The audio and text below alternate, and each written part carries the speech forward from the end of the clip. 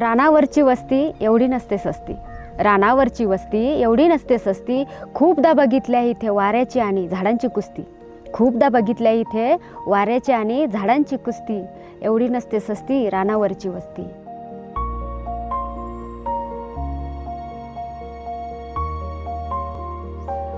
समजा ह्या गावात 2014पासून मी आले तेव्हा म्हणजे लोक आहे ना, आमच्या गावात पाणीच नाही. इथून कोणी कुठेही पाण्यावर जातं, जिथं ज्याला जसं शक्य झालं तसं तो पाणी घेऊन येतो. कुणाकडे गाडी असेल, बैलगाडी असेल, किंवा कुणी डोक्यावर आणतं. ज्याच्याकडे काहीच नाही आहे तो डोक्यावर मग 1-1.5-2 किलोमीटर जाऊन ते आणायचं. समजा ते हांड्यानी 2-2 हांड्यानी पाणी घेऊन यायचं.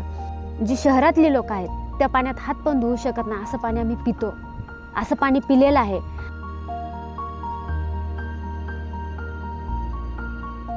ह्या गावात बाथरूम नव्हती, फक्त पाणी आणि शौचालय.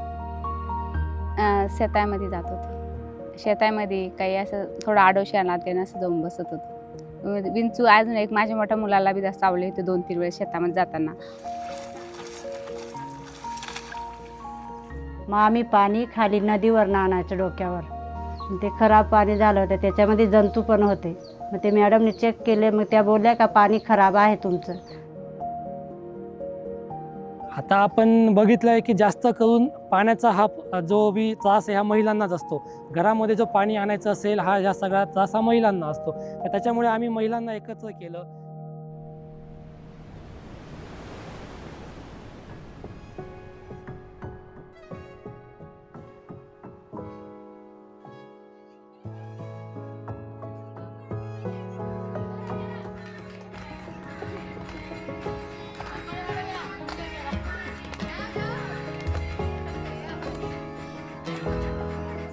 अहो आम्ही आता दळीसर आले, खेळ घेतला त्यांनी, घेतला नाही, अजून काही नाही.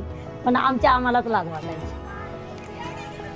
మనం ఏదైతే మహిళలకి ఇచ్చినటువంటి ట్రైనింగ్స్, సాఫ్ట్వేర్కి సంబంధించినటువంటి సమస్యల పరిష్కారం కావచ్చు, వాళ్ళ నైపుణ్యాభివృద్ధి కావచ్చు, వాళ్ళ యొక్క జీవనోపాధుల్ని మెరుగుపరుచుకోవడానికి మనం ఇచ్చినటువంటి శిక్షణా తరగతుల వల్ల వాళ్ళు చాలా మంచి నైపుణ్యం సంపాదించుకొని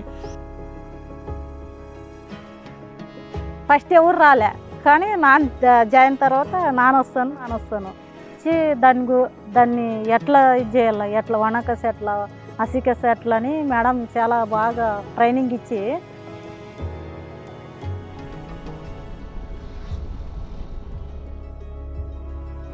ఫేస్ తరగతులన్న విలువైన మాటలు వాళ్ళు చెప్తుంటే అప్పుడు జీవితం అంటే ఇట్లా ఈడే ఇంట్లో కూర్చుంటే ఏం కనపడదు అని ఒక 10 మందిని కూడా నా తోలుకొచ్చేస్తారు నన్ను.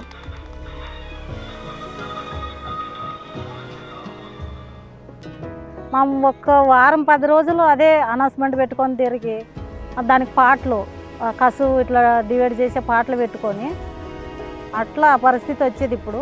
అప్పుడు ఫస్ట్లోనే ఎవరు వేసేవాళ్ళు కాదు, ఇప్పుడు అందరూ స్వీకరిస్తారు. దాన్ని కసు వేయాల, దాన్ని స్వీకరిస్తాం సార్. స్వీకరించి ఇక్కడ షెడ్ దగ్గర తెచ్చి మరి వాళ్ళ దాంట్లో డివైడ్ చేసే వాళ్ళు ఉంటారు.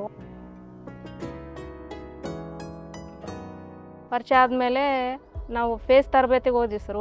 ಪಂಚಾಯತಿಯಲ್ಲಿ ಈ ಥರ ಇದೆ, ನೀರು ಯಾವ ಥರ ಬಳಸಬೇಕು, ವಾಟರ್ ಟೆಸ್ಟ್ ಯಾವ ಥರ ಮಾಡಬೇಕು, ಮತ್ತು ಲೀಸ್ ಫಿಟ್ ಯಾಕೆ ಕುಂದಿರ್ಸ್ಕೋಬೇಕು ಅಂತ ಎಲ್ಲ ಮಾಹಿತಿ ಹೇಳ್ತಿದ್ದೀವಿ ಸರ್.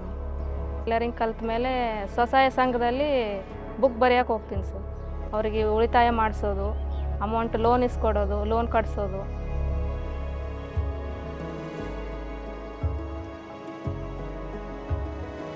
मग त्या मॅडमने पाणी तपासून दाखवलं आम्हाला कसं करायचं. पाणी खराब राहतं, मग त्याच्यामध्ये टिशेल टाकायचं, कसं पाणी तपासायचं, किती मीटर घ्यायचं ते त्यांनी सांगितलं होतं.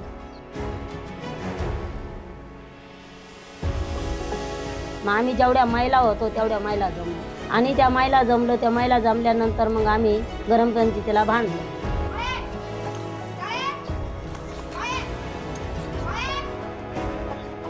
जेव्हा आम्ही पेस ट्रेनिंग वगैरे घेत होतो, सुरुवातीला पेस ट्रेनिंगमध्ये काय व्हायचं की आम्ही एकत्र महिलांना बसवायचो. सुरुवातीला महिला त्या लाजायच्या किंवा ते बोलायला खूप कमी बोलायच्या ट्रेनिंगच्या वेळेस. आणि त्याच्यामुळे काय होतात की एक जर ग्रुप तयार केला तर ग्रुपमध्ये एक तरी महिला अशी असते की ती ॲक्टिव्ह, ती बोलकी असते, तर ते 4-5 महिलांना ती बोलण्यास प्रोत्साहन देते. तर ह्या गोष्टी आम्ही त्या खेळाच्या माध्यमातून त्यांच्याकडून तयार करून घेतो. అసలు ఈ త్రాగునీటి సమస్యను గుర్తించిందే మనం పెట్టినటువంటి ట్రైనింగ్స్ వల్ల. అంటే నీటి నాణ్యత ఏ విధంగా ఉండాలి, నీటి నాణ్యతను ఏ విధంగా మనము పరిగణలోకి తీసుకోవచ్చు, ఎట్లాగా టెస్ట్ చేయాలి అనే విషయాలపైన ఎప్పుడైతే మనం వాళ్ళకి అవగాహన కల్పించామో, ಜಲಸಖಿಯಾಗಿ ನನ್ನ ರೋಲ್ಸ್ಗಳು ಮನೆ ಮನೆಗೂ ನೀರು ತಲುಪಿಸ್ತಿದೆಯಾ ಇಲ್ಲ, ಶುದ್ಧ ನೀರು ಹೋಗ್ತಿದೆಯಾ ಇಲ್ವಾ, ಒಂದು ವ್ಯಕ್ತಿಗೆ 55 ಲೀಟರ್ ನೀರು ಕೊಡಬೇಕು. ಹೆಣ್ಮಕ್ಳಿಗೂ ನಾನು ಹೇಳುವಷ್ಟು ಧೈರ್ಯ ನನ್ನಲ್ಲಿ ಅದು. ಹೆಣ್ಮಕ್ಳಾಗಿ ಮನೆಯಲ್ಲೇ ಸೀಮಿತ ಅಲ್ಲ, ಮನೆಯಲ್ಲೇ ಅವ್ರಿಗೆ ನಾವು ಭಾರ ಆಗಿ ಇರಬಾರ್ದು, ಸಣ್ಣ ಪುಟ್ಟ ಇಲ್ಲೇ ಹಳ್ಳಿ ಒಳಗೆ ಮಾಡ್ಕೊತ ಹೋಗ್ಬೋದು ಅಂತೇಳಿ ಮನೆಗಳಿಗೆ ಹೋಗಿ ಹೇಳಿದ್ದೀವಿ ರೀ. ಶೌಚಾಲಯಗಳು ಎಲ್ಲರೂ ಮಾಡಿಸಬೇಕು, ಎಲ್ಲರೂ ಬಳಕೆ ಮಾಡಬೇಕು, ಹೊರಗಡೆ ಹೋಗ್ಬಾರ್ದು ಹೇಳಿ ಅರಿವು ಮೂಡಿಸಿ ಒಬ್ಬರಿಂದ ಒಬ್ರಿಗೆ ಗೊತ್ತಾಗಿ ಮಾಡಿ ಈ ಊರಾಗ ಒಂದು 10-15 ಜನರು ಈಗ ಲೆಟರ್ ಫಿಟ್ಟಿಂಗ್ ಮಾಡ್ಕೊಂಡಿದ್ದಾರೆ.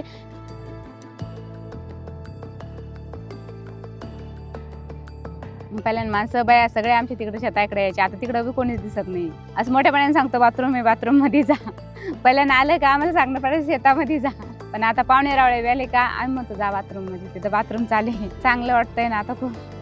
असं एक ताणच मिटून गेला, तो एक जबाबदारी होती ती.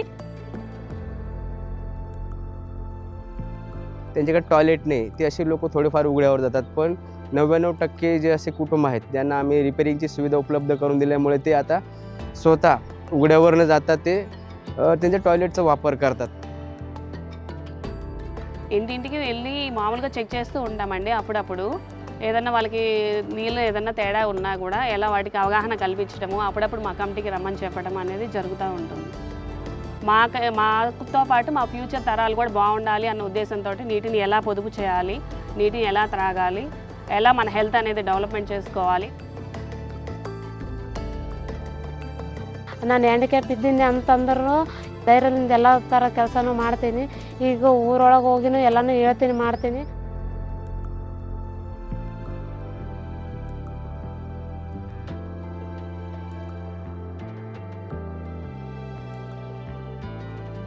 महिला जर जमल्या तर काही करू शकतील. आता आमचं मन असं वाटतं का महिला जर जमल्या तर काही करू शकतील. వాటి ద్వారా పరిష్కారాలు కూడా వీళ్ళే మహిళలే ముందుండి నడుచుకుంటున్నారు. म्हणून महिलांनी पण नुसतं घरात राहायचं नाही किंवा स्वतःसाठी वस्तू खरेदी नाही करायची. आपल्याला पूर्ण समाजात काय लागतंय किंवा आपण दुसरे काय निर्णय घेऊ शकतो इकडे पण लक्ष द्यायला पाहिजे असं मला वाटतं.